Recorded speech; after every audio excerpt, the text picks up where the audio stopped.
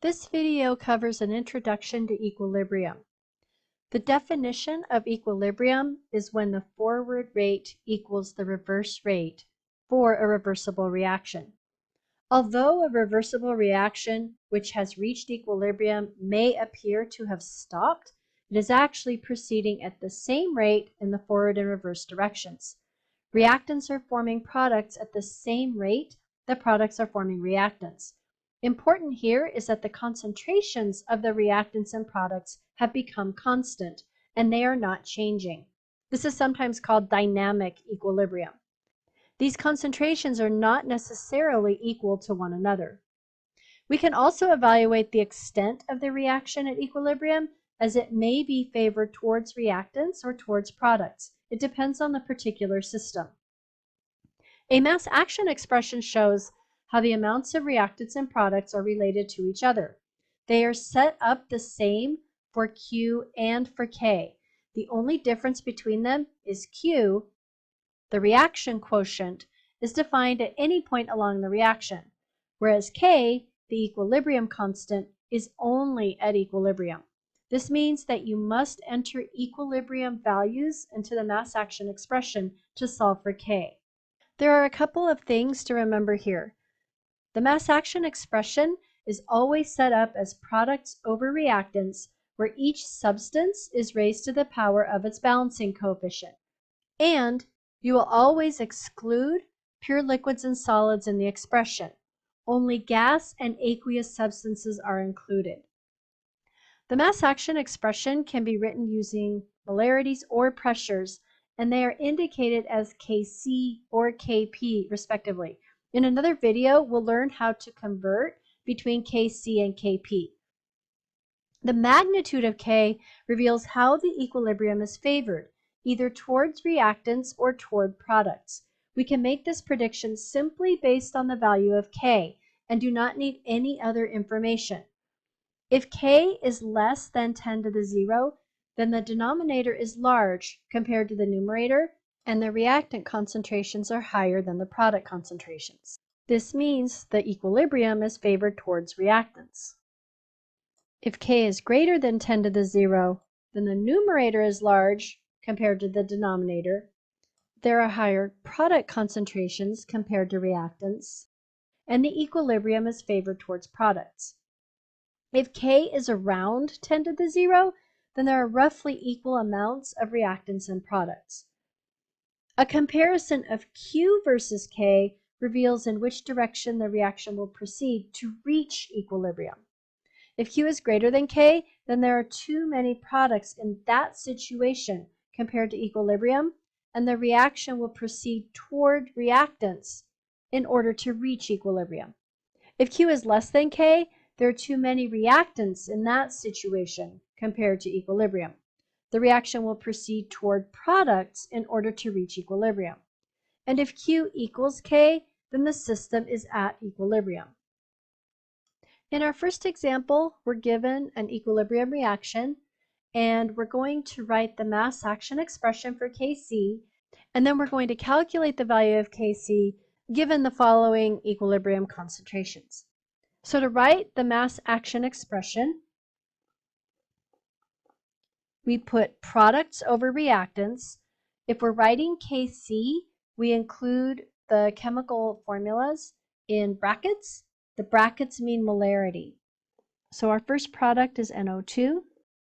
So we have the molarity of NO2 raised to the 4th power, because that's the balancing coefficient, times the molarity of O2 raised to the 1.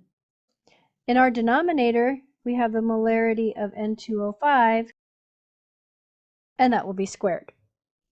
So this is the mass action expression for this equilibrium. Whenever you have to do a calculation, it's a really good idea to write this form of the mass action expression first, with the variables only. In other words, with the chemical formulas, the exponents, but without numbers. This is the best way to ensure that you will not forget to include the exponents. That's a really common mistake. Now we're going to actually calculate the value for Kc. So we're just going to copy what we already did, but now we're going to insert the numbers. So for our NO2, we have 0.0105 molar raised to the fourth. One other thing, equilibrium constants and reaction quotients do not have units.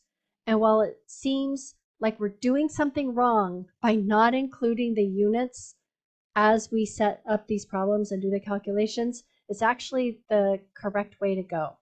Our next substance is O2, and we have 0.0320 divided by our N2O5, which is 0.0242 squared. So our sig figs, we have 3 sig figs for all of our values. And so our final value of Kc will be rounded to 3 sig figs. So doing the math, we have 0.0105 raised to the fourth times 0.0320 divided by 0.0242 squared, and it gives us 6.64 times 10 to the negative 7. In our next example, we're going to do the same thing. We're first going to write the mass action expression, and then we're going to plug in the values to calculate Kc. So we have Kc equals, products go first. We ignore the copper 2 oxide because it's a pure solid. Remember, we ignore pure solids and pure liquids. So these two substances will not be included in our mass action expression. So it turns out all we have is NO2 raised to the fourth times O2, and that's our mass action expression. Now we're going to plug in the values. Kc equals, for NO2 we have 0.0297 raised to the fourth times 0.0682. Both of these have 3 sig figs. So our final value for Kc will also have 3 sig figs. We have 0.0297 raised to the fourth times 0.0682. And we get 5.31 times 10 to the negative 8.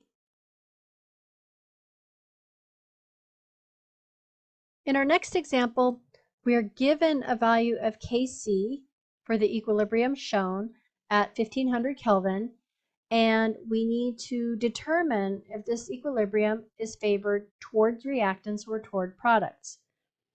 Our Kc is pretty large. It is definitely greater than 10 to the 0. If Kc is large, then the numerator of our mass action expression, even though we didn't set it up, but we know that the numerator has to be large in order to give a very large value of Kc. So if we have a large value in the numerator, remember that the numerator is telling us about the products, then that means we must have a lot of products compared to reactants. And because we have a higher concentration of products compared to the reactants, then this equilibrium is favored towards products.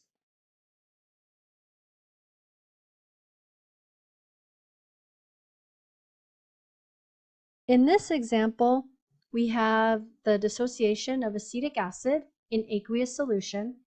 Our Kc is 1.7 times 10 to the negative 5. Our Kc is small. Because Kc is small, it means we have a larger value in the denominator compared to the numerator in the mass action expression. So if our denominator is large, because that's what it takes to result in a small Kc, if our denominator is large, then it means we have a higher concentration of reactants compared to products. And this reaction, this equilibrium, will be favored toward reactants.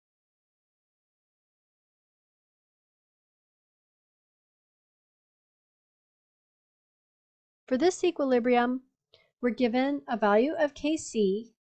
We're asked to calculate the value of Q and then determine, based on that information, in which direction will the reaction proceed to reach equilibrium. So this is a Q versus K problem.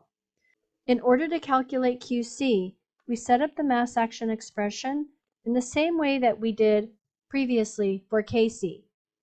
So it's products over reactants. So we have HNO3 raised to the power of 2 times the molarity of NO divided by the molarity of NO2 cubed times the molarity of H2O. So there's our mass action expression. Now we're going to plug in the values. So we have 0.0026 for the HNO3 squared times 0.0089 for NO divided by NO2, which is 0.100, and that will be cubed, times water, which is 0.065. In this example, we have either 2 or 3 sig figs, so our final result will be rounded to 2 sig figs. So doing the math, we have 0.0026 squared times 0.0089 divided by parentheses 0.100 cubed times 0.065, close out the parentheses. Rounding to 2 sig figs, we get 9.3 times 10 to the negative 4. So that's our value of Q. Now we need to compare Q and K. So Q is 9.3 times 10 to the negative 4 versus Kc, which is 0.267. So QC is less than Kc. That means for these reaction conditions, because Q is small relative to K, it means that it has more reactants compared to K because it has a larger denominator in the mass action expression. That's how that value of Q ends up small. So we have a larger value in the denominator for Q, which means we have more reactants compared to K. If we have more reactants compared to K, then the reaction needs to proceed away from reactants and towards products in order to reach equilibrium.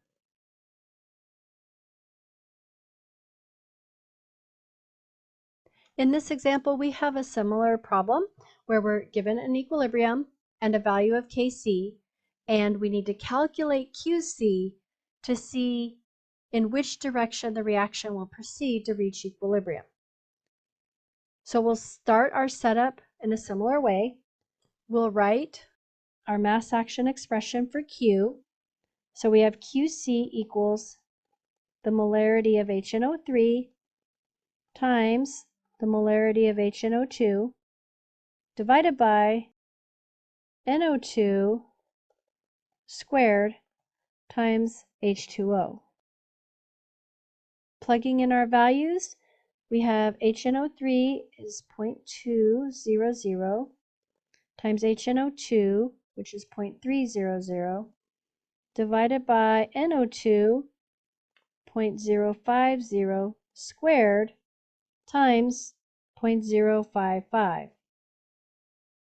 Based on the sig figs, our final answer will be rounded to 2 sig figs.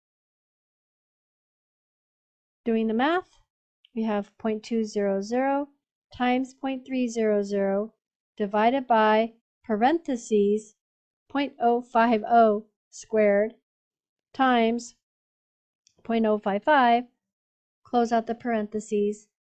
Rounded to 2 sig figs, we get 440. So now we'll compare QC to KC. So our QC is 440. Our KC is 3.33. So Q is greater than K. So that means with the reaction conditions we have here, our value of Q has too many products because the numerator is too large. So the numerator is too large. That tells us that we have too many products. And so the reaction will proceed in the reverse direction towards reactants in order to reach equilibrium.